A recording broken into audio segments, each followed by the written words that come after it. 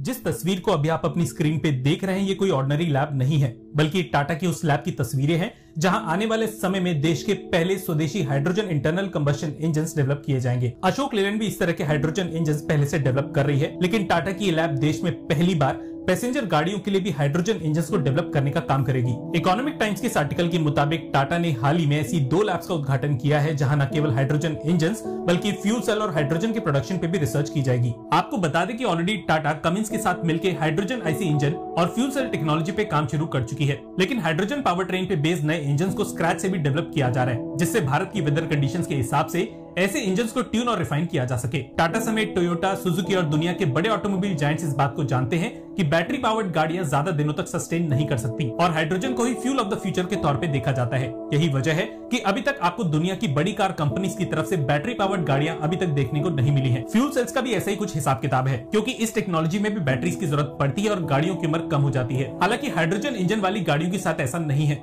लंबी रेंज के अलावा चार्जिंग की दिक्कत तो खत्म होती ही है, इसके अलावा बैटरी रिप्लेसमेंट का सवाल भी खत्म हो जाता है। लेकिन हाइड्रोजन आईसी इंजन से भी ऊपर एक हाईली एडवांस टेक्नोलॉजी पे काम शुरू किया जा चुका है। अशोक लेलैंड ने एक ऐसे इंजन के डेवलपमेंट पे काम शुरू किया है जिसमें एक ही इंजन को हाइड्रोजन के अलावा सीएनजी, एलएनजी और बायोगैस से चलाया जा सके। देश की पहली हाइड्रोजन बस के ट्रायल रन लेह और दिल्ली में शुरू हो चुके हैं। जहां अशोक लेलैंड की बसेस को लेह में डिप्लॉय किया गया है, वहीं टाटा की हाइड्रोजन बसेस दिल्ली में उतारी जा चुकी हैं। इसके अलावा हाइड्रोजन ट्रेन भी भारत में 2 जगह उतारी जाने वाली हैं। अब पहली ट्रेन हरियाणा के जिंद में चलेगी या कालका शिमला रूट पे, ये तो आने वाला वक्त ही बताएगा। लेकिन ये बात तो तय है कि भारत को इलेक्ट्रोलाइजर्स के अलावा हाइड्रोजन इंजन्स और फ्यूल सेल टेक्नोलॉजी की भी जरूरत पड़ने वाली है। लेकिन अभी भी दिक्कत वहीं की वहीं है, और ये दिक्कत है हाइड्रोजन को सेफली स्टोर करने की। ऑलरेडी इसको लेकर कुछ टेक्नोलॉजीज मार्केट में कमर्शियली अवेलेबल है, लेकिन इनकी कीमत कहीं ज्यादा है। इनकी कीमत को कम करने के लिए ही टाटा ने इस लैब को स्थापित किया है, क्योंकि अभी तक इस क्षेत्र में भारत के अंदर रिसर्च ना के बराबर हुई है और भारत को शुरू से ही टेक्नोलॉजीज की कीमतें कम करने के लिए जाना जाता है। हम उम्मीद करते हैं कि जल्दी टाटा की तरफ से हमें देश का पहला स्वदेशी हाइड्रोजन आईसी इंजन देखने को मिले।